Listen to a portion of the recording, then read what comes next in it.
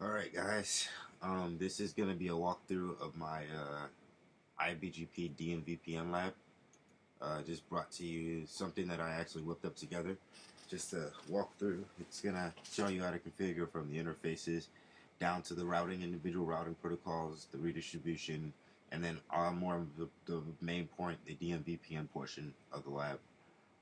This is set up to be more of a, you know how to do this, you just don't know and just want practice for the most part.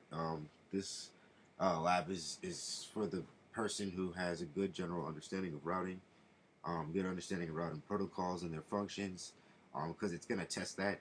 That's kind of the main point where I did it to, I don't like the step-by-step do this, do this, do this labs. I like it where it's very broad and you have to kind of think about what you're doing and, understanding what you're touching. So that's the main point of this lab.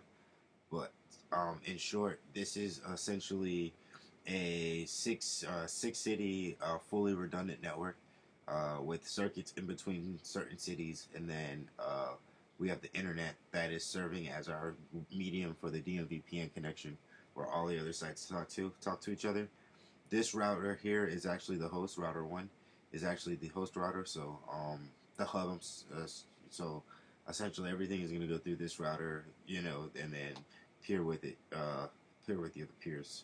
One of the benefits of DMVPN is that it's dynamic multi-point because you only keep a tunnel technically with the main router here, and once you speak to this main router, say that router 4, for instance, wants to speak to router 5, and they're going through the DMVPN connection.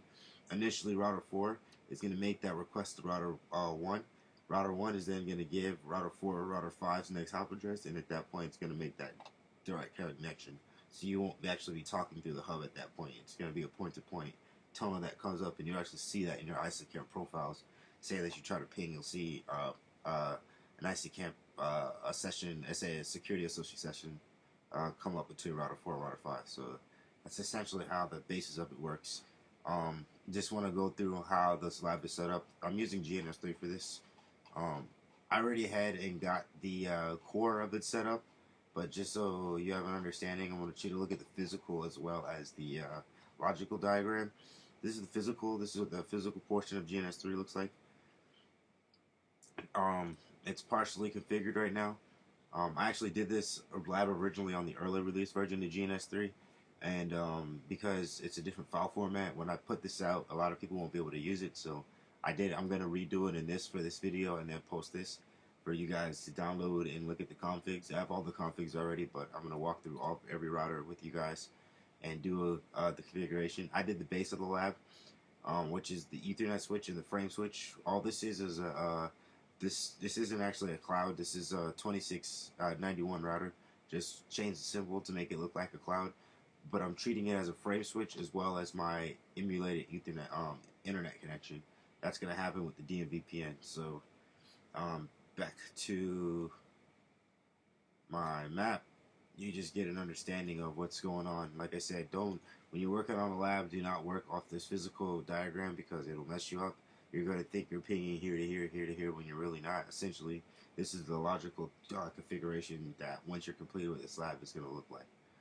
So, and for the most part, it's pretty self-explanatory.